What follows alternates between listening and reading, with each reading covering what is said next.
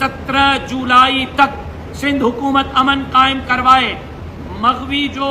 इस वक्त डाकू के पास हैं उनको बाजियाब करवाए, स्ट्रीट क्राइम का खात्मा करवाए, कबायली लड़ाइयों के खात्मे के लिए तारीखें मुकर्रर कराए। अगर नहीं तो 17 जुलाई बरोज़ जुमेरात दोपहर 2 बजे